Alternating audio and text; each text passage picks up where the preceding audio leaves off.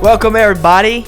Christmas time is here. Really? No, we were just singing it before we started. So. Yeah, we were. We were kind of That's jamming true. to it. Me and Alex were singing it. I was We dancing. were not only You were singing, dancing. I was a part of Yeah, it. you were. we were harmonizing. How creative. We weren't.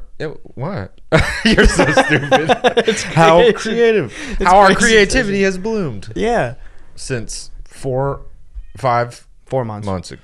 Bro, Yeah. if you really think about it, it actually has. Whoa. Oh, for sure it has. Whoa. No, I mean, like, if you just look at the show and what's happened since then, What are we Yeah. talking about? Creation Station. Oh! He said the name of the episode. Yeah, so the reality is we did the Monroe Institute Creation Station program 4 months ago, and we have been so incredibly busy that we finally have the time to... Is that not insane? Yeah. Like, we did this shit 4 months ago, and we're That's what I'm just saying, now it talking worked. about it. It worked. We needed time to digest it and figure out what it all means, you know? But we did 4 months ago. We did a virtual Monroe retreat. Shout out to Ignacio Diaz Jr. Oh. What a legend. Beautiful human being, an amazing soul. And honestly, the timing of this is perfect. I was thinking about this today and yesterday. Like, what crazy timing, because this weekend we're going to go be at Monroe together. Oh, Or not just How weekend, cool. but for a whole week. Yeah. You know? And that was not planned or anything like that. It's just coincidental timing. But what a blast. yeah, so just a little bit of background before we talk about what it was like and the things that we experienced. Ignacio, if you go back to if you're a longtime listener and you go back to the 3-part Monroe series that we did last summer, where I had gone there for the first time, and you'll hear a little bit more detail about this and the Gateway experience and more or less what that process is like. And Ignacio is someone who was there with me during that trip, and we met, we hit it off, and became really good friends, and we got to scheming over the next like 6 months, literally 6 months, and next thing you know, we were having a private BSS event. Yeah. So it was a program it is a program that was created by Ignacio. He is a trainer there, and the music director there, and just an amazing guy. And he offered to us a private, only our crew in attendance event virtually with him. So Yeah, so it was the whole BSS crew and, I mean, our wives. I mean, obviously Jenny's on the crew. And Casey is too, sort of, by proxy. She's a contractor. yeah. She does all the art. She's like a heavy consultant for sure. But we got to do it with our wives, which made it extra special. yeah. It really did. Like, I thought I was a lot more comfortable having Casey there, and like I was just really happy that she got to experience it too. It was great because I really appreciated the cadence of the virtual tour with our group, because I had come just from being like at a residential retreat, and Yeah, then just months. about 6 months. Yeah. And I had no clue how the virtual experience was going to go. So in my head, I was like, not that I was being doubtful or I was being pessimistic or anything like that, but it was just like an unknown to me. I was Yeah, like, just there's curious. no way this can be as impactful as, Being in Gateway person. was. Yeah, sure. Yeah, and of course I was wrong. Yeah, man, it really was profound. So Creation Station, the program that Ignacio created, is that always virtual? Is Creation Station? Yes. Okay. So it's a virtual. As far as I know, I mean, I don't want to tell you wrong. I think he's only done it virtually. Well, at any rate, it's a retreat that is specifically geared towards creativity. It's meant for artists, musicians, poets, writers, anybody. Content creators. Yes, sir. Yeah, just anybody who's creative. Yeah, creative in any way. And we didn't really know much about it specifically going into it. Like, we knew that it was about like creation and creativity and art and whatever, but like, I think it sounds like most of the modules, or most of the, what do you call them? Like The exercises? the courses, The programs. programs, that's the word I was looking for. Like most of the programs, you don't go in with a ton of information by design. Yes. By design. That's right. But we did know it's a creativity thing, whatever. And right up front, he kind of like, one of the first things that we did, I remember he kind of like asked us what our expectations were, or if we had an intention or something that we were bringing into it. We also did like intake interviews before we did it. We did one-on-one interviews with Ignacio. It truly cannot be overstated how awesome he is. Oh, I know. It can't be overstated. Sweetest guy, like coolest guy, Yeah. chillest guy. He kind of reminds me of Yoda. Dude, he's so awesome. And like sweet beard. Yeah, Like, for real. He's so cool. He's such an awesome dude. He just reminds me of Yoda in the sense that he's like really wise, but also like most importantly, he's funny and playful. He is, like, yeah. Because in your head you think about people like that, and it's like, oh, so serious. But then you get into it, and it's like, no. I mean, people that are into these kinds of things, the reality is tend to be really humorous and fun to be around, and youthful and vibrant. And so I just kept getting Yoda vibes. He always had the perfect thing to say. Right. And wisdom. because what you're dealing with or like the experiences that you have are like out there. Yeah. It's not like norm.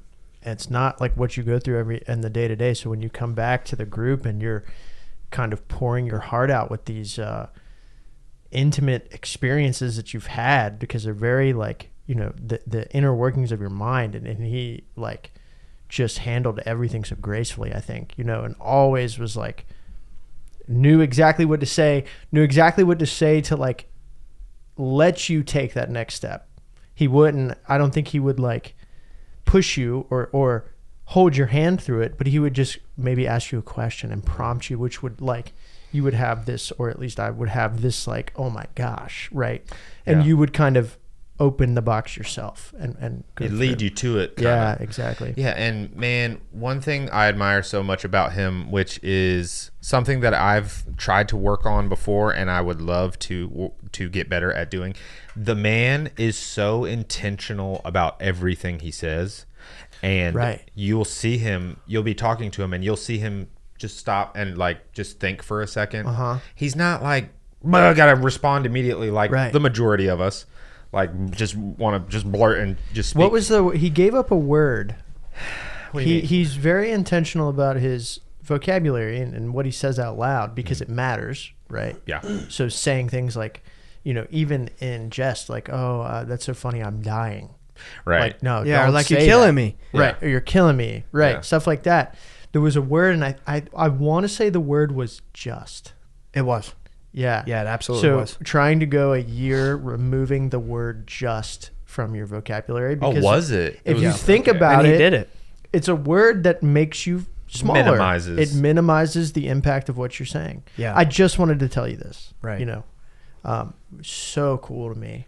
No, he's great. I mean, like, to be clear, because obviously we are going to talk about what it was like and the things that we've experienced, but also with the understanding that, so the listener understands if they haven't experienced the Monroe program, that we can't give certain details about like the nature of the exercises themselves, not because it's a secret, not because it's, esoteric and it's heavily guarded or anything like that, but only because if you know if I'm trying to think it's like if you know the punchline before the joke, it's not as funny. Yeah, exactly. It ruins it. Exactly. So if you are ever to want to go and experience these programs for yourself, then knowing the exact functionality of them would ruin the experience. Right, Don't right, they call because it, like, you'll have front-loading? because you'll have an expectation. Exactly. That's what I was trying to say. I was trying to think of a metaphor. So like what we could really focus on is like what we individually experienced. Yes, and we brought our notebooks that we took notes in the class. So we'll share our stuff from our notebooks too. Actually, mine is downstairs. So do you want to go get it? I might, yeah. Go get it. If you got. But I want to say this quickly first, and you don't have to pause. I can zip and get it real quick. But I can read mine or whatever. Before we get into it, I will say that so getting close to that line without like front loading anything, I want to give this impression so that the listener out there knows the gravity of this program and like the influence that it had not only on you guys and what you're going to say, but like even on me, having a front loaded expectation of, well, can it really be as significant as Gateway experience? Right. Not that it's not that I was being pessimistic. It's that I was so new to all of this Monroe umbrella of programs that I was going in expecting one thing, which was the thing I had already done. And I will honestly say that this program was very powerful. It was very much on the level and magnitude of the Gateway experience, but the difference is that the focus was different. Mm-hmm. Yeah. So in other words, I went into it thinking, how intense can this really be just coming off of the Gateway experience? Going into it with that mindset, and I left being like, oh my gosh, what a powerful program. This was amazing, and I've gained and learned so much from this, you know? So anyway, I just wanted to impress on the listener that like... And I had a similar, I want to jump off of that, not to beat a dead horse, but while you're running down to get your stuff. I'm a sprint. Go for it. Well, I just wanted to talk about that too, because I hadn't been to Gateway, and this was mine and Nick's and our wives' first Monroe experience. But I did have that worry in my head, kind of was like, is this a discounted Monroe experience? You know? Right. Because I'm like, you're not going there. You're not, you know, Dude, it's a natural thought. I think anybody who's even considering doing these virtual things might be thinking a similar thing. Exactly. And the reality is so far from that. Right. It is because so impressive. It's so much fun. It's powerful. It really is truly very powerful. Yeah, I mean, the material is the same. Exactly. Yeah. The base, the frequencies are the same. Yes. It's just like what you do with them is different. Right. And I can imagine too, it's like I'm in the comfort of my own home. Mm-hmm.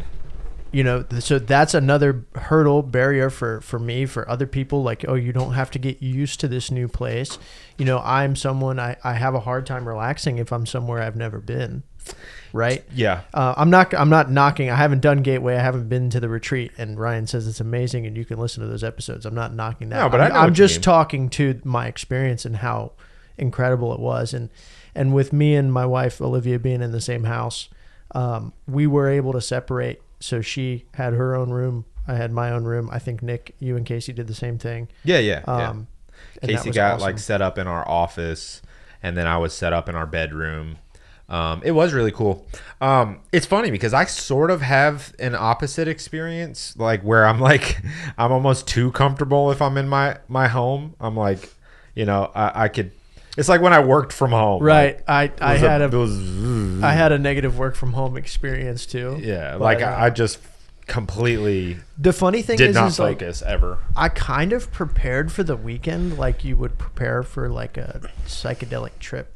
Yeah, it felt like that. We went. It felt like that. And we followed the instructions. We got all of our groceries and stuff before it started. Yep. We had a plan as to what was going to happen. And then we went into our separate rooms, and I talked to my wife on our lunch break and at the end of the day. Yeah.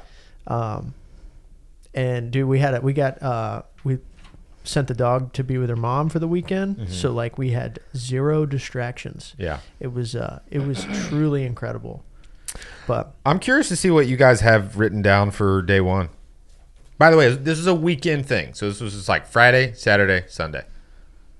And obviously we have to be careful what we say because we can't reveal any specifics. But for instance, the first thing that I have written down at the top, Creation Station with a bunch of exclamation points. And then day one, Friday, December 13th, 2024. I have accessing the source of creative data by way of discovering and uncovering. Remember we talked about that? Mm-hmm. Creative data was one of the things, and the source of creative data was one of the big focuses, I would say, on this for this program. And the whole premise of it is something that we've talked about on the show many, many, many times, which is that like creativity is like a living force. It's like it's like there's a source of creativity out there in the universe that can be accessed by artists. And so that's a big cornerstone of this program. Guys, we are so excited to tell you about our first brand deal with Stigma Hemp. We are so pumped to be working with them. These people are amazing. We've been working with them for a couple of months now. They have an amazing product. It's a family-owned business, and we really, really believe in the product. Ryan, tell them about some of the products that Stigma got. Yeah, so they got these delicious THC teas, seltzer waters, gummies. I would personally say they're the best gummies I've ever tasted. I would too. In my humble opinion. And that milligram is just that perfect dose to have a good night without all the, the freaky thoughts that, that gummies usually bring. No, but seriously, it's a great product. Josh is a great guy, the founder of Stigma Hemp, and I really am excited to partner with them, especially knowing that he is personally very interested in UFOs and the UFO space. And I just couldn't be more excited about it. Yeah, guys, they have CBD, they have THC, they have capsules, they have gummies, they have drinks. They have these awesome CBD and THC drinks that are 0 sugar, 0 calories, 0 alcohol. It's just pure either CBD or THC, and it's all in like relatively low doses, so it's manageable. It's a really, really good product. We've tested it ourselves many times. It's fantastic. They even have like sleepy time stuff that has melatonin. We really, truly, actually love this product. It's amazing. So we got a little special offer for our listeners. Yes, we do. Tell them about it, Ryan. Go to stigmahemp.com and use code BSS at checkout, and you'll get a nice little 30% bump off your price there. And, get you some tins of gummies and just have a good time with them. Stigmahemp.com, code BSS. Get that. Yeah. Yep. I'm going over my notes here, and I'm trying to decide what I want to share. It was deeper than I remembered. I got another that says, "Don't put a dam on the wellspring of genius." Ooh. Yeah, I obviously my notes are pretty scattered, but I wrote down the things that would impact me and things that I knew when I look back at this, I'm going to remember the context of it. It was a big focus on opening that sort of dam up to let the creative energy flow through. I'm having a hard time reading my handwriting.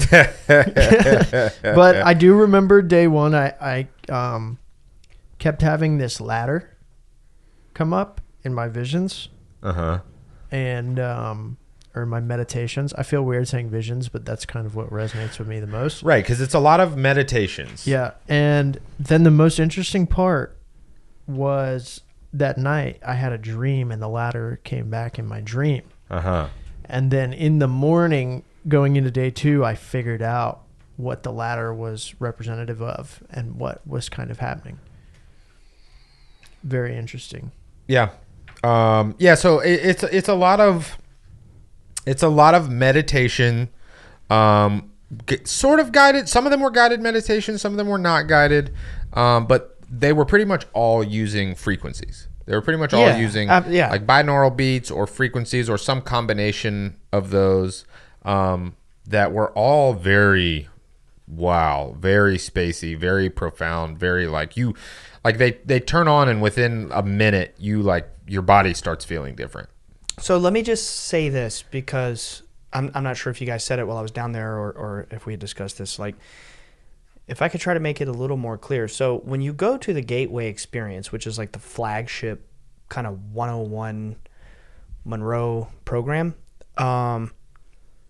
the purpose there is to like open that gateway into this realm of being, sensing things more or less with consciousness or expanding awareness, expanding your perception and your sense of self. So it's things like, dabbling in remote viewing, dabbling in energy, to an extent, energy manipulation, in a very basic way. Because then all of these things that I'm going to go into, they have deeper programs that, like, once you complete certain prerequisite programs, you go really deep into these other things. So like in Gateway, there's a whole matchbox of things that you explore, like going out of body, remote viewing, like I said, energy conversion or manipulation, and it just goes on and on, et cetera, et cetera, et cetera, right? It's like a whole mixed bag of things. But really, the driving premise of it all is like expansion of self. It's about trying to bring yourself or more or less your awareness into yourself, like expanding to be a more clear and complete version of yourself using all of these psychic tools, right? So like you go to Gateway and it's like a catch-all, like just kind of striking that match and activating this side of yourself, I guess you could say more simply. Yeah. So it's very powerful. Like yeah. So you go deep. Well, then you go to Creation Station, and the driving premise of this 2.5 day program versus the 6 days at the Gateway Experience, it's using a lot of the same frequencies. Doesn't necessarily go as high because it's only 2 days. So it's using a lot of the same frequencies, but the focus is more along the lines of creative intelligence. So it's just these programs are completely different in their intention. So the impact and the I guess you could say like the psychic nature of it, if that's like, I know that's very much simplifying things, but I'm just trying to put it in layman's terms for people that haven't done any of this stuff, very much on the same plane, but the goal is different.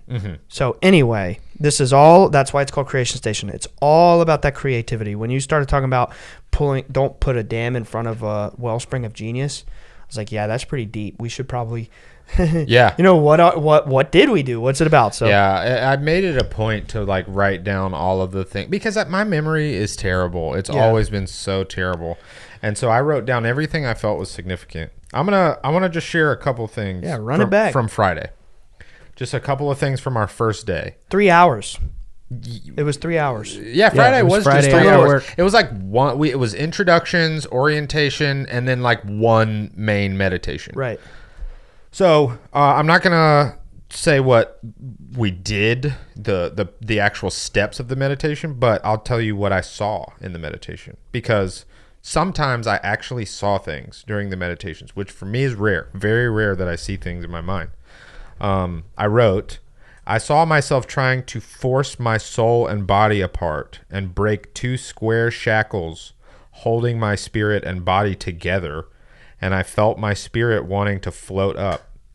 The new energy in me was sparking like lightning and glowing like flame.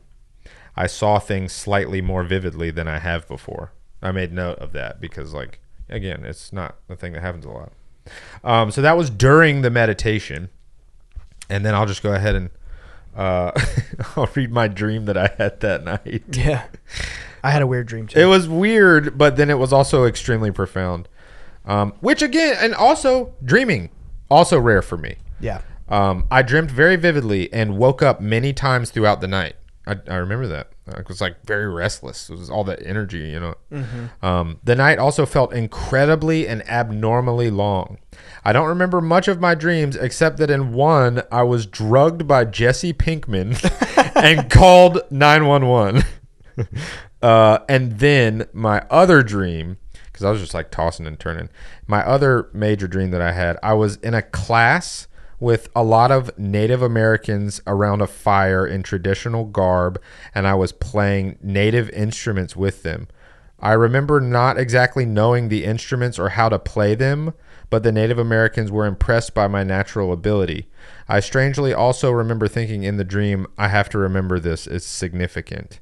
And I do remember one of the instruments, it was crazy. It was like a very skinny, long wooden wind instrument, but when you blew through it, this scrolled up paper that was like scrolled and like wound up on it would like completely unfurl into these like spirals, and the spiral would change size and speed depending on the pitch of the instrument that was being played. It was really, really like abstract and tantalizing. Yeah, so that was Friday for me. That's significant.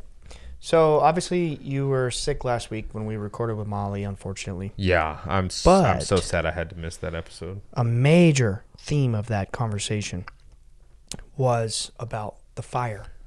Like, for example, Molly is a member of a regional Burning Man group. So apparently, I had no clue about this, but Burning Man has chapters all over the world. Wow. There's not just one Burning Man. Huh. There's a main one that's famous and everyone knows about it, but there's like many communities around the world that gather and do their own thing. Wow. At various times throughout the year. That's really cool. And there's one in the Triangle area.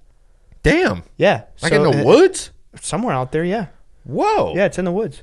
One of her paintings, the one that Jenny showed you earlier, 2 days ago, that's of the event. It's of the actual event. I literally told her, I was like, it looks like a festival. It is. It's Burning Man. That's really cool. But it's a local Burning Man. Sure, yeah. So anyway, we covered that quite a bit in her conversation, and it was like all about that, and she was explaining the significance of the fire and how she feels. That's why when her first painting of us, do you remember when Alex and her were at the Heart just like 2 or 3? Oh, I remember the painting. I love it. You noticed they're around a fire? I have it hung up in our office. They're around a fire. Yeah.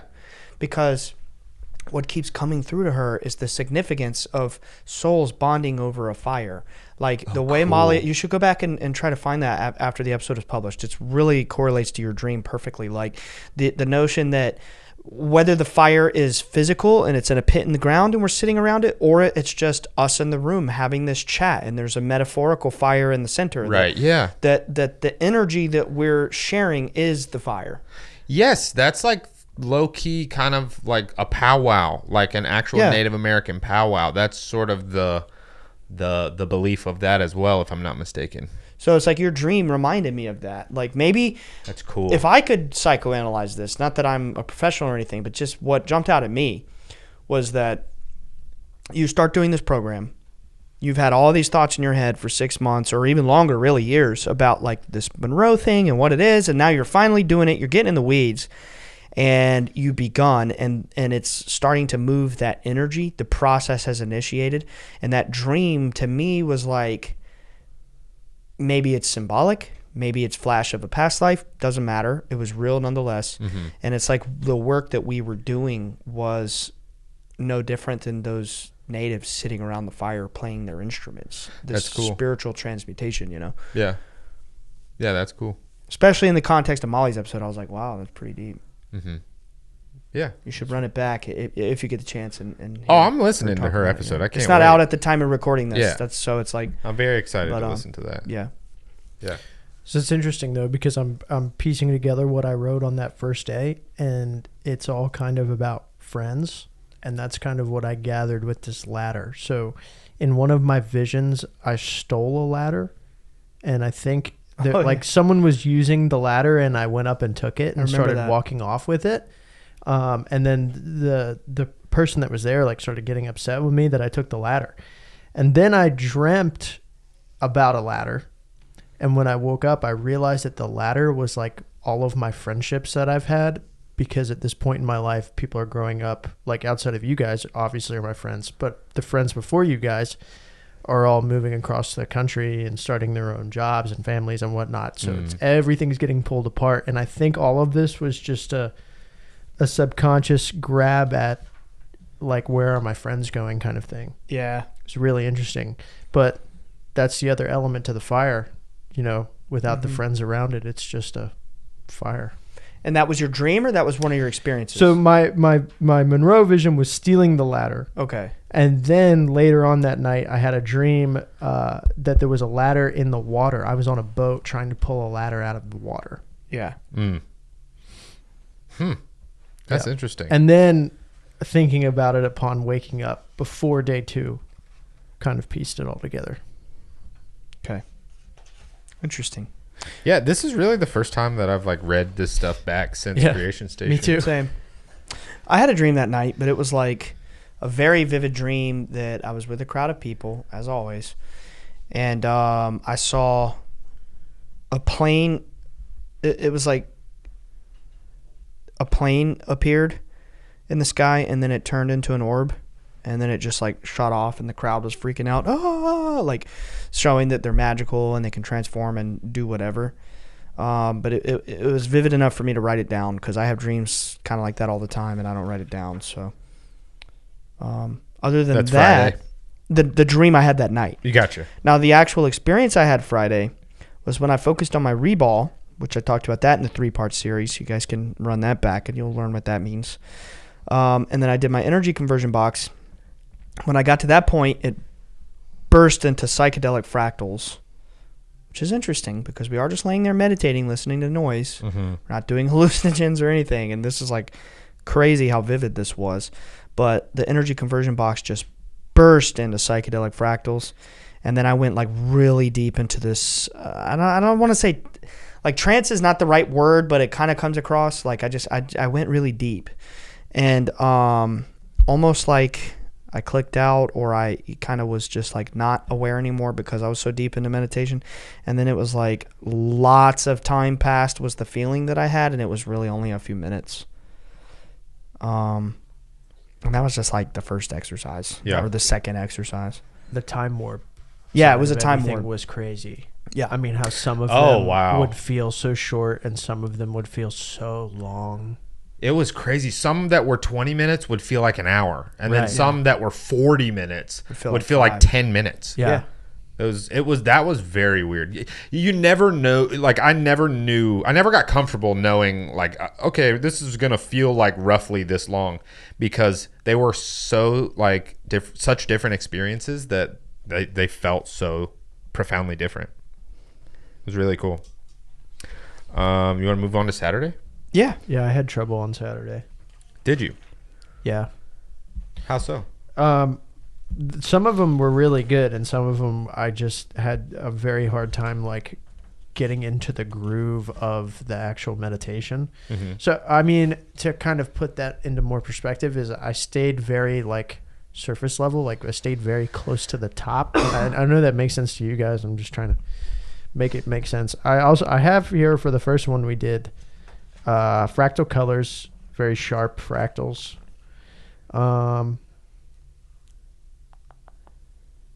Very abstract stuff.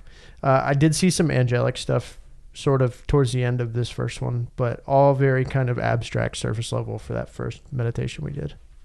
It was pretty abstract for me too. I wrote down first I was the lion again. I was a lion and hunting with Casey, my lioness.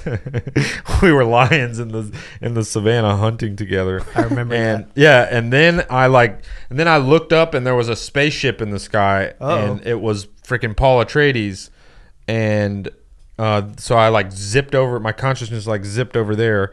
And then I was observing the planet Proxima Centauri b, or what I understood it was, and the downfall of a great kingdom on that planet. And then it went back to me and Casey as lions, and we were just like cuddling and loving each other. That's awesome. That was the first meditation that we did. That's what I saw. I like the symbolism of the lions too. Yeah. It's interesting. Mr. Leo. Right. It's interesting. It's never been like an animal that I particularly was into or like felt that I related with, but in that moment I was a fucking lion. And me and Casey were both lions. It was crazy. Yeah. I do love The Lion King. Oh, I know. I always loved The Lion King. I know. That was like my OG favorite Disney movie. Man, I'm just like getting a quick flash of these notes, and I'm like remembering a lot of this for the first time. I know, yeah, it's really cool. It's honestly wild reading it back. I guess this is why they make you do it. Yeah. So on that first exercise on Saturday, I saw flashes of light, but my eyes were closed and I was wearing a blindfold. And also, there were multiple times where throughout the weekend where I would begin to see around me, like eyes are closed, I have on a blindfold, and I started to see the fabric on the blindfold and then start to see through it and see the room around me with my eyes closed. And I was like, this is trippy. Kind of like mindsight stuff. Yeah. But it just happens, and it's very sudden. I felt like I went to another planet. Whoa. And then I kept getting this throughout the weekend. It happened Saturday and I believe Sunday as well. This imagery of a portal opening up and the phenomenon, or the beings, whatever you want to call them, coming through the portal. I kept seeing computer screens in vivid color, and I started to see the foam of my eye cover with my eyes closed, and I saw the image of Anubis, like the dog Anubis. It was like Anubis flashed, and then all this stuff started happening. I started seeing flashes of light and the foam on my cover and started to like see a computer screen, and then I saw a portal and the beings like coming through it, and I saw beings in the ocean and all kinds of crazy stuff, and I was Wow. like, Holy whoa, shit. this is trippy. That is wild. Yeah.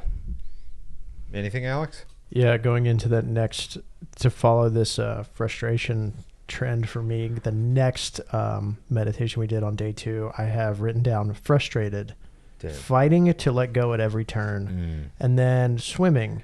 And then next to swimming, I have a picture of like jaws, like the jaws coming out of the water. Yeah. Eyes open many times. I was drawing pictures too. I got a picture of a lion. Yeah, just to show. Nice. That's cool. Yeah, eyes open, white whirlpool in third person. I have written down. I don't really remember these. I remember being very frustrated though with the first 2, and Ignacio was really cool about it. But he was like, yeah, completely normal. I'm just like, dude, I am struggling because the first one was so easy. Yeah. And then waking up the next day and hopping into it, I'm like, yeah, no, it's not working. I felt some resistance too. I wrote actually on that I also struggled with the second one, but it was like I would struggle and then I would get so frustrated that I'd be like, and my version of rebelling was just to chill, which would make me start to actually like. Right, I was trying to force the chill. Yeah, right, and so it wouldn't. I like am too dumb to even do that. I was just mad, but for the second one. I wrote, I actually, pretty interesting. Well, the first thing that I wrote was, I feel I never fully surrendered or separated from myself/identity. So like that was one of the first things. But I did have visuals. I saw strange shifts of light and fractals, but my thoughts were raucous with doubtful my thoughts were raucous with doubtful thoughts. That I may never achieve oneness or reignite the spark of creativity within me. At one point, I imagined the spirits of everyone in the class putting hands over me and my spirit using a spectral key.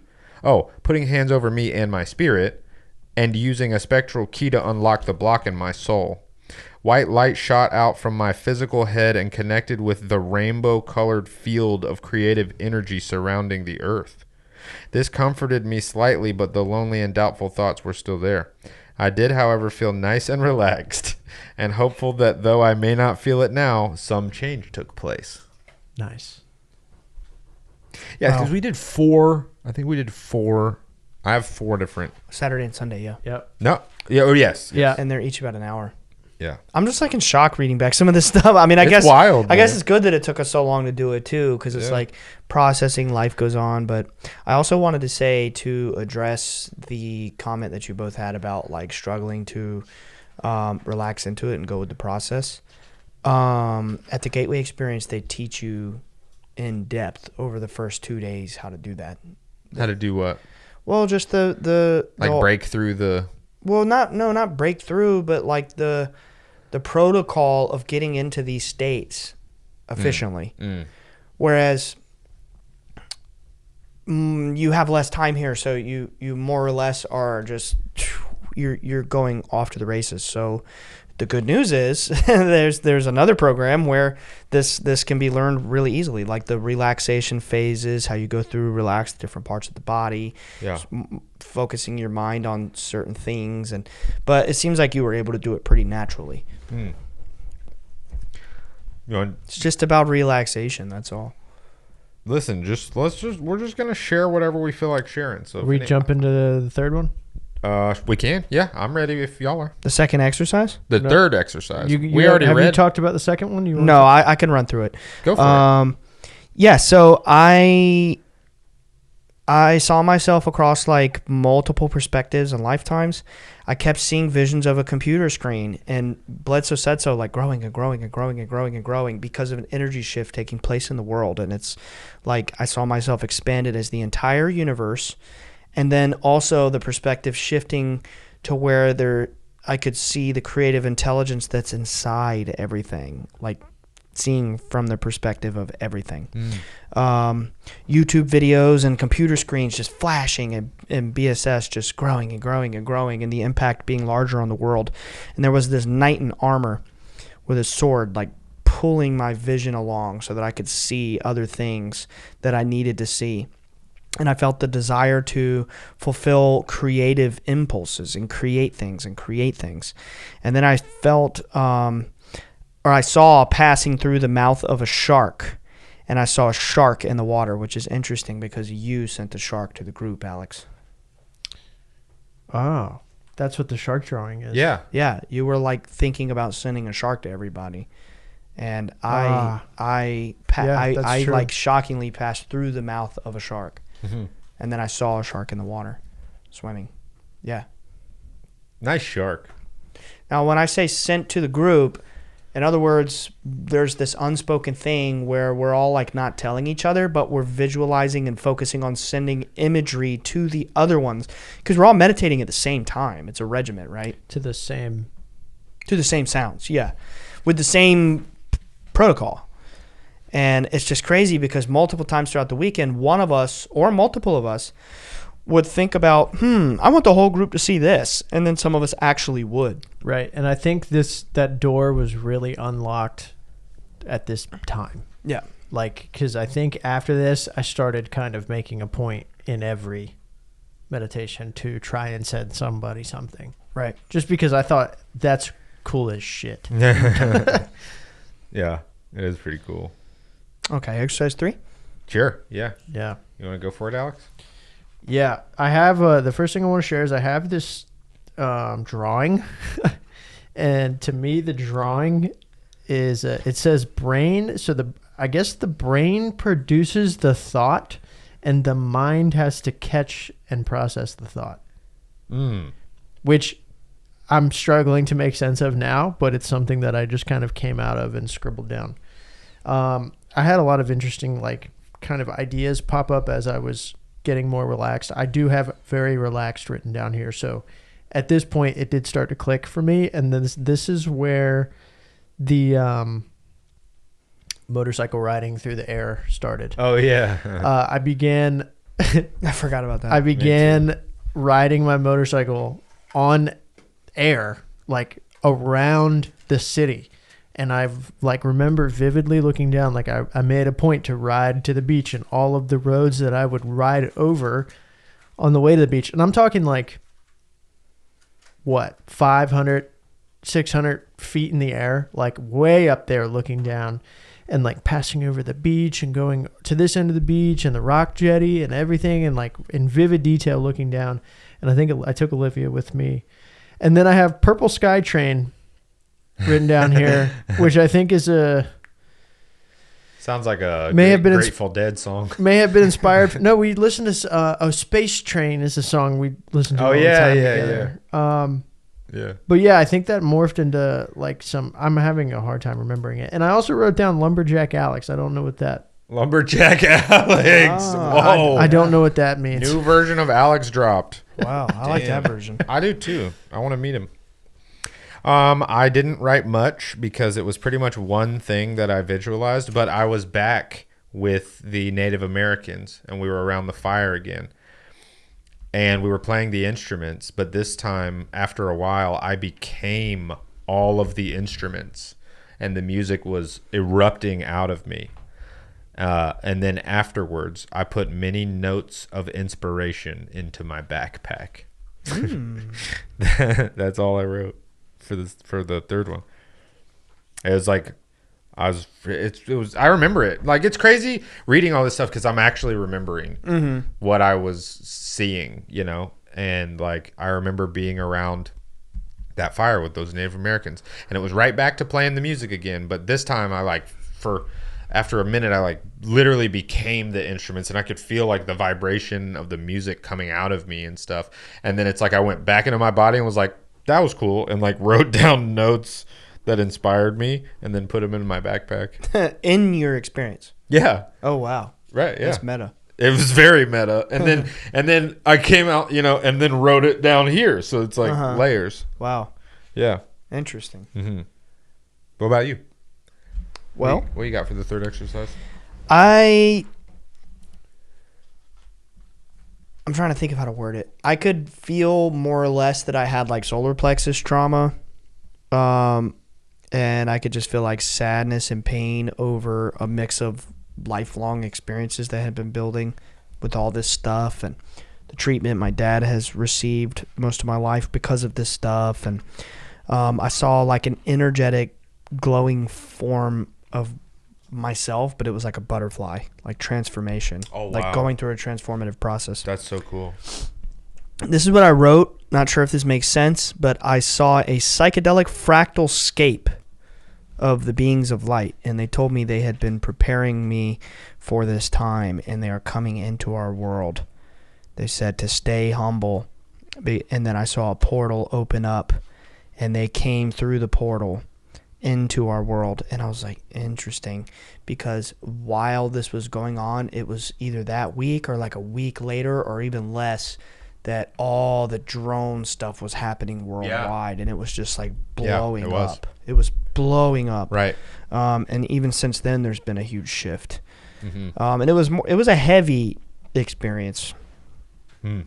But yeah, I do remember that one pretty. That's the one I remember the most. Like thinking back on this Creation Station weekend, that's the one that I remember stuck with you. Yeah, like you think about a whole weekend or a whole week or whatever of something sticks out. There's one or two things that jumps out. This is the one thing that I definitely have one. It was on our last day, but like when I think about Creation Station, this is the thing that I remember. Yeah, that experience was so heavy and profound to me. Just to front load, I didn't really.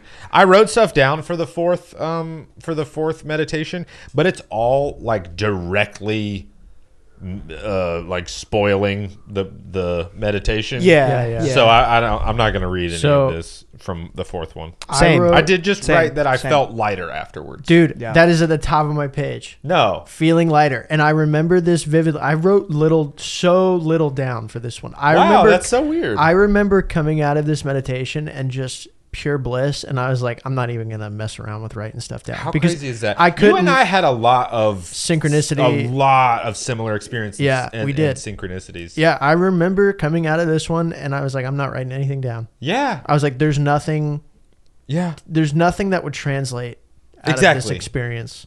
I just ended up writing the actual practice, like what we did. Yeah. That's what I did.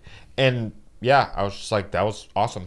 I just wrote that I had a realization that the type of love or treatment that you receive throughout your life informs how you treat other people.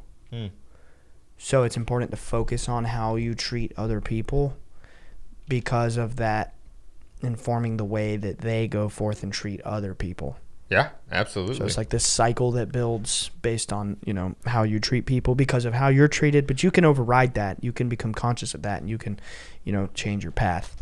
That's absolutely, that's absolutely true. The way that our energies affect one another, but even on the simplest level, it's like the golden rule. Yeah. Like you can be conscious of that and change. Yes, absolutely. I think that's the end of day 2. This was really sweet. Yep. My dream for Saturday, I just wrote, the only thing I remember from my dreams is that Emily played me a song and told me she wanted me to know how much she appreciates me. Aww. It was sweet and heartwarming. I wrote that. I wrote, it was sweet and heartwarming. That's awesome. Did you guys have dreams on Saturday? I didn't have one on Sunday. I didn't write anything down. I didn't have any dreams past the first night. Sunday I had no dreams, and the first one, Friday, was the only like super vivid one, like crazy vivid one. We're gonna hop into Sunday. Let's do it. Yeah, let's go. We're almost at the end here. So Sunday, I started hyper focusing on gratitude, and I think. Do you guys have anything about gratitude on your page? I think that was the purpose, the gear of that first. Oh, okay. Yeah. Well, because I literally have 1, 2, 3, 4, 5, 6, 7 times on this page the word gratitude. Yeah. Okay. Yeah. So me too. But I continued to run with that through the whole entire exercise. But the coolest part about this meditation for me was what I interpreted as a past life vision of having a peg leg. Oh, so cool. I kind of was just thrown into this like pirate situation and looked down and realized I had a peg leg, and even a name that came back with me But as far as like how I got to interpreting this as a past life was because of the way that the time felt, and it felt like a long time ago, and the meditation felt very, very long. So in talking with Ignacio about that, we kind of came to the conclusion that this was more than likely a past life kind of thing. So yeah, past life, peg leg, pirate. Nice. Wow. I wrote that I had a hard time focusing or melting away, so I listed all the friends and family that I'm grateful for and the changes I'm grateful for being brought to their lives. I created gratitude for my health, talents, relationships, skills, and loves. I created gratitude for the world's peace, and I felt light and giddy when I was done. Just giddy. Yeah. I love, man, that's my, like, that is a superpower, bro. And sometimes I forget it, but gratitude can really pull you out of the darkest place. Yeah, it can. Like, I mean, I could feel lost. The toughest times in my life, I've just gotten through by forcing myself to list every single thing in the world that I'm grateful for. And within minutes, I feel light and giddy. It's definitely magic. It's like It is magic. It's white magic. It feels like magic. It's healing magic. It's like everything that you say that you're grateful for, you feel the weight flying off of you. Yeah. And then pretty soon you're like, oh my God, my chest is like light and it's vibrating. Yeah, but then on the psychological side, it's rewiring your neural connections and just shifting your mindset. I mean, both are true. You know, that's what magic is. That's what real magic is. Yeah. Is it's also affecting you in a deep psychological way, in a deep physical way, and it's really complex. But yeah, I do think gratitude is one of the highest forms of magic, literally. Yeah, I agree, man. I've experienced it firsthand. It has pulled me from the depths of hell. I wrote, by being grateful, I create gratitude. I create gratitude, but because I can be grateful, or in other words, to be grateful, I have to create gratitude. So it's like a cycle. Yeah. Also, by creating gratitude, you're becoming grateful. I felt very lighthearted and grateful. I said lots of smiles. I caught myself actually smiling during the meditation. Yeah. And then yet again, for the third time this weekend, I saw a portal open up in my mind, and it was connected to the beings, and they peered through the portal and said, "We are coming." And that was the end of exercise 1 for me. I think it was a short one, a brief one, where we just focused on Yeah, at least it felt like that. gratitude. Cool. So We're almost at the end here of our entire weekend. We are. So the next one for me on Sunday was that moment for this entire Monroe thing that stuck with me. So I have the most information on this one. But even the beginning I forgot until I'm now looking at this, but I wrote down a gorilla and monkey mind, kind of, I guess, meaning that like, this is where I'm at right now, is in this like monkey mind of like jumping all over the place, right? The monkey. And then lion, don't really remember that.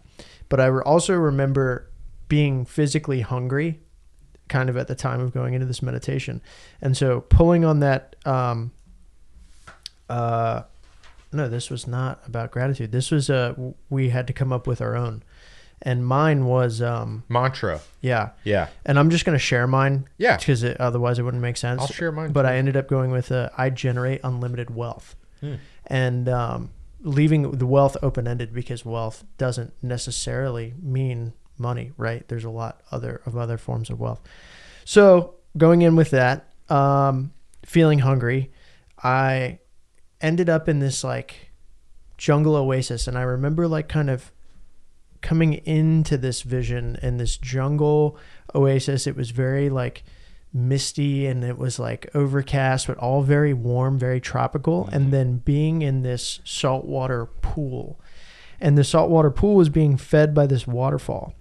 And, you know, we had talked about being hungry in a meditation, I think, with the group. And I was like, you know, what would be really funny is if I ate. So I reached in the water and grabbed a fish and ate it. Oh, I remember. Yeah. And like the physical feeling of being hungry kind of like went away for a little, like not, I was still obviously physically hungry, but my mind was not focusing on that anymore. So that whole thing went away. And then I was like, okay, well, this waterfall is really interesting. So I started going up the waterfall. And as I'm going up the waterfall, I started realizing that there was no beginning. And that the waterfall was this, and this just came to me as sort of a knowing that the waterfall represented unlimited gratitude, and unlimited gratitude was fueling the unlimited wealth pool at the bottom. Wow. So when I realized that, I was like, all right, cool, I've got my answer, and this meditation is still going, so it's time to have fun. And I went back down, and I floated in the pool, and then I started thinking about you guys. So I had this octopus. I pulled this octopus up out of the pool, and I said, you need to go find Nick. And I gave them all specific reasons to find you guys and like help you with something, but I can't remember them all. I only remember Olivia's. So I sent the octopus off for you, Nick, and then I pulled this log out above the water, and this seahawk, this osprey, flew down and sat in front of me, and I said, look, my wife's up on that mountain. You need to go to her. She needs help, right? So then the osprey, the seahawk, flew off. And then I sent a knight in armor to Casey. Nice. I remember that too. She ended up seeing it. No, too. oh no. It was way more than that. Yeah, she went on a journey with it. Yeah. Remember? Yes. It was like her most profound Crazy. thing. Yeah. And it was that obviously something about like, the armor there, like protection or something like that. And the day before I saw a knight in armor, I didn't connect that at the moment. There was a theme there. So then I sent a lion to Jenny, and I sent my dog to you, Ryan. Really? And then I was like, you never got it. Oh, but I got the shark though. Yeah, the scary thing. So I just sent my dog to you, and then I was like, oh, when Juno gets done with you, she can go to Olivia. And then I think I kind of opened my eyes. It says eyes opened, but then I put down alignment Egypt. I think I kind of went back in and ended up going to the pyramids. But I don't remember a lot of that part, but I obviously wrote it down. Now, the cool thing about Olivia's is she was kind of going to the same place in every meditation. And this time, again, she had gone into the meditation and was in the same place. And it was like a magic carpet ride under a night sky kind of thing. And she was struggling to get anywhere else from there. Right. And in this meditation, I sent her the Seahawk, and she's in the same place, and the UNCW Seahawk logo appears in her sky. And that triggered something for her to like progress, and she ended up doing more than just sitting in that one spot for her meditation. So it did help her. So that was the most wild thing to me, and that's what stuck with me. And then the things that went and visited you and Casey, and that was incredibly incredible. Incredible. On this one, I again didn't have any visions. Sunday, I wasn't having a lot of visuals, which is the norm. I just wrote, I repeated the mantra, I am focused, I am driven, I am creative, I am unlimited.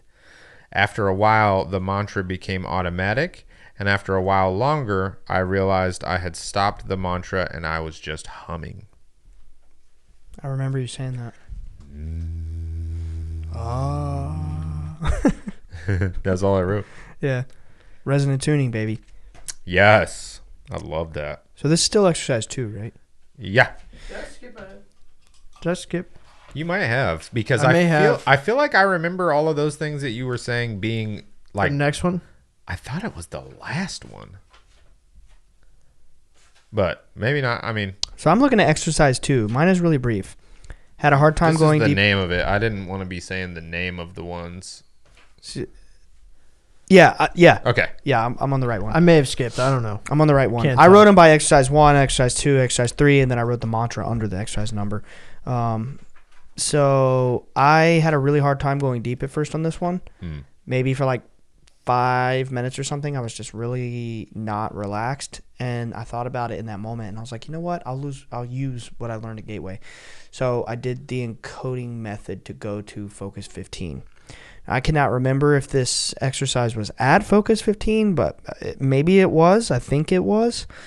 But for whatever reason in that moment, I decided I'm going to go into Focus 15 manually. And when I did that, I saw myself expand yet again to the size of the universe. I did that a day before in a previous exercise. Now, granted, maybe I shouldn't say. That's what happened to me. And it's happened to me before in other exercises. I'll just say that. And then it came to me in that state that thoughts are actions and we have to be in control of our actions. Mm-hmm. In other words, true mastery comes from controlling your thought. Controlling your thought. Mm-hmm. Now, nobody is perfect and can be in full control of their thought. But, you know, you can try. You can be conscious of this and observe this. Because thoughts do have vibrations. They are actions. Even the very things that you think in your mind are an action. Mm-hmm. On some level, it's a choice, even though it's a very subtle level of consciousness. So like the game is trying to get to that level to where you're aware of your thoughts, even, you know, to the point of shifting them to be more positive and more loving towards others and being in control of our actions. And then I saw myself as a serpent. It was like Kundalini, like energy rising. And that was it. That was it for that exercise for me. It was a very deep one. Cool. So then exercise 3, which is the one that... Yeah, this one. Yeah, that's the 3. Yeah. Yeah. That's where Did you have anything for 3, Alex? I didn't write them down like that. I don't know. I mean, what's your next experience after the one you just read?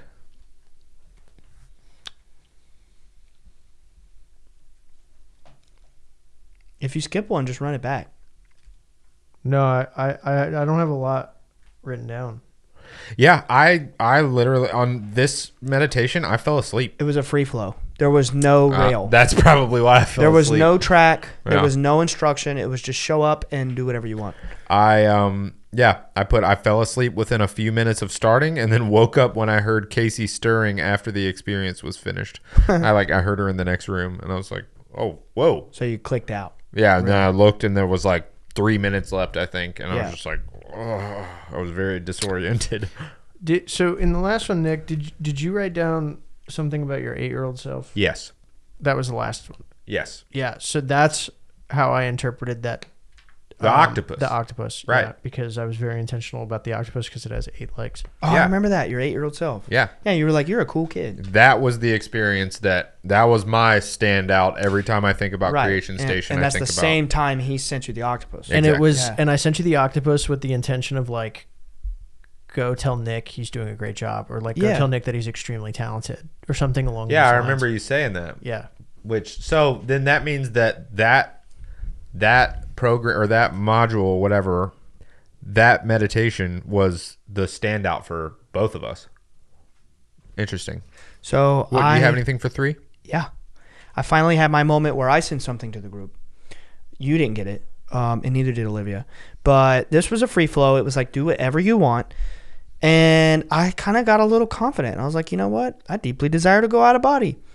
So I started using some of the tricks you learn at the Gateway experience. They're not tricks. They're techniques, right? Yeah. And I start doing one of the techniques there that particularly works for me. Next thing I knew, I was out of my body and I was flying over the ocean. And it shocked me, and I like went right back and I was like, whoa, it actually worked. But see, the thing is, when you go out of body, at least for me, it's very disorienting because 1 second you're in your body and then 1 second you're not. And it's almost like you come back and you're like, whoa, you know, it's very mind altering for sure.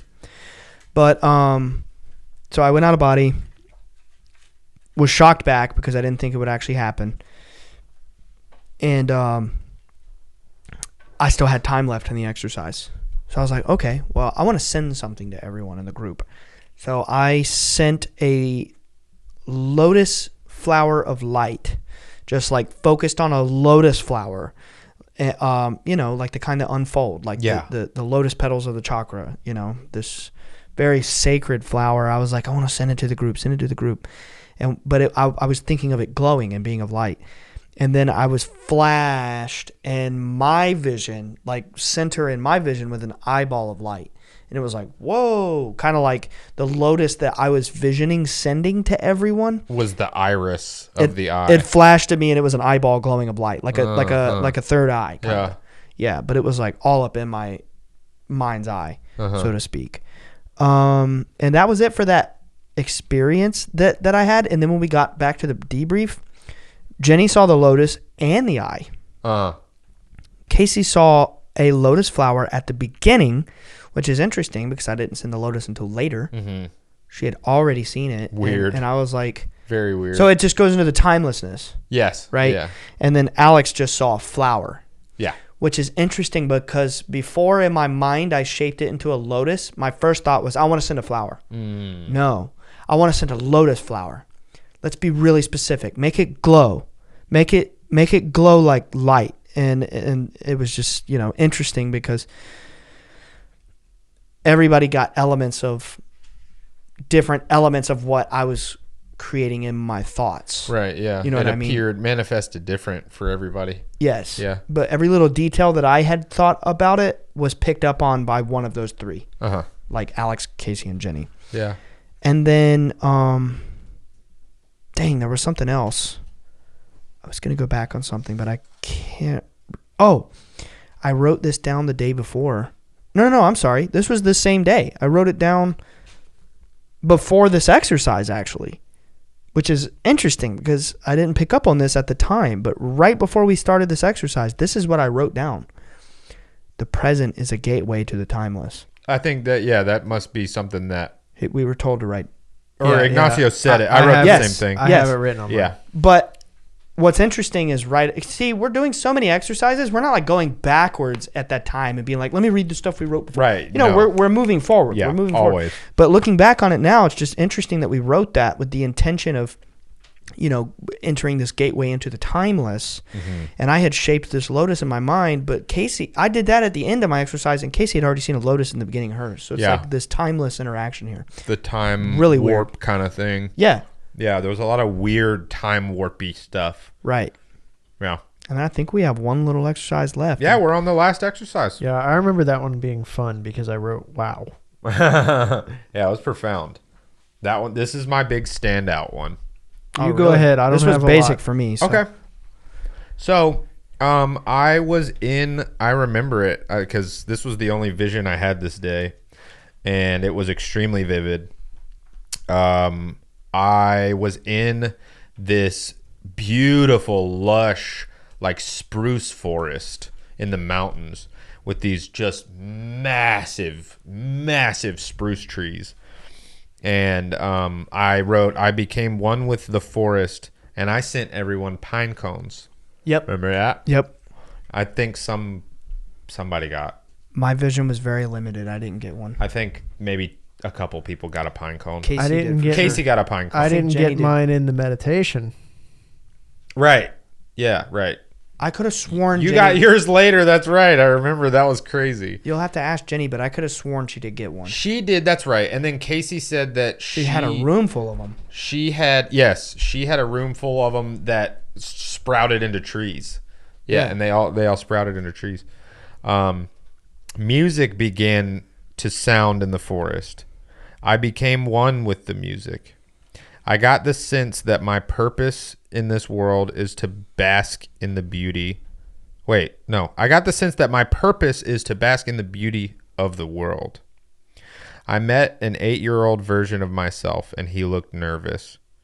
I told him he was a cool kid, and we held hands and walked through the woods. Then we laid down and took in the forest.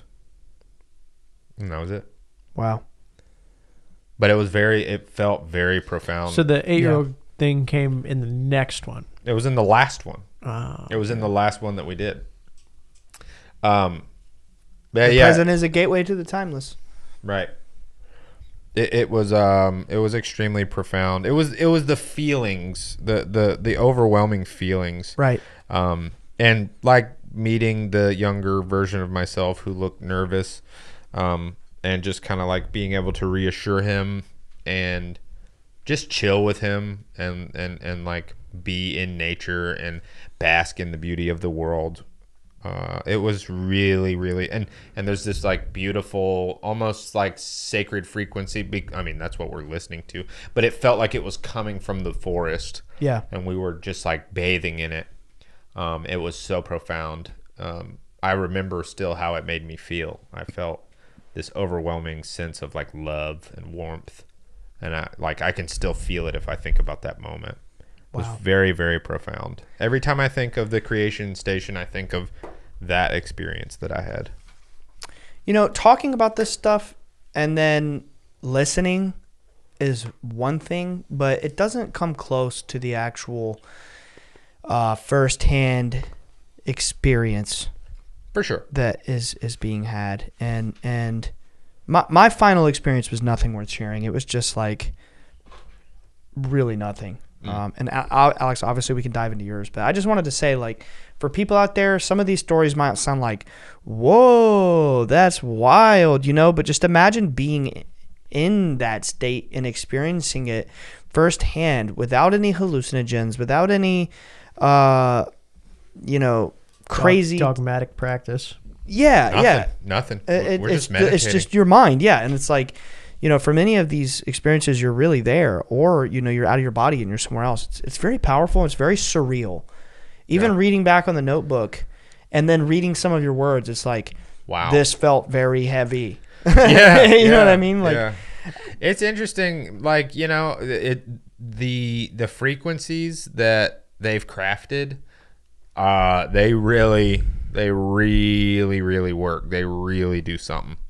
I had my curiosities. Like, I wonder if how different this is from your standard like binaural beats or like solfeggio frequencies, but it is very different and it is powerful stuff. Like, seriously. And you're in especially good hands with Ignacio's program because he's one of the guys who like makes it. He's one of the sound science engineers. Yeah. I mean, for sure. Yeah, he's great. But it like that, those frequencies. It's powerful stuff. Wow, it's powerful. Yeah. It is very powerful. Yeah. Did you have anything to report? Well, the last thing I wanted to share is not from a meditation. It's from my final thoughts after we completed the weekend. And my final thoughts were, we are special and we have changed the world. Wow. And Ignacio is the man. I was going to do a quick look at their website. I mean, I don't have to do this now, I guess, but I wanted to see if Creation Station was on their website, or more or less like point people to where they could find it. Well, you know what, man? We are special and we have changed the world. And Ignacio is the man. Yeah. Those are all true statements. Uh-huh. Huh. There's a creationstation.org website. Cool. Nice. Oh. Interesting. Yeah, so you can just go to creationstation.org. Is it the Monroe thing? Yeah, Okay. yeah, but it's like a website dedicated Just for that. to this program. Cool. So I don't want to like say anything wrong or out of turn here. I'm not sure if Ignacio specifically created this program or if but he did train this program, because when I look at creationstation.org here, it says it's run by Bob Holbrook and Ignacio. Bob Holbrook is another one of the sound engineers. Gotcha. We did the program with Ignacio, who was a wonderful, wonderful human being. As we said, he's like a brother to me and a friend to our project and what we're doing. And I couldn't recommend doing this program enough with Ignacio. Agreed. You are in good hands. Seriously. So you can check out creationstation.org. Even though it's not the Monroe Institute's official website, it is a Monroe Institute website that's dedicated to the booking of this program. Gotcha. So I'm glad I Googled it on the spot, because I was like, how do I find this? Yeah.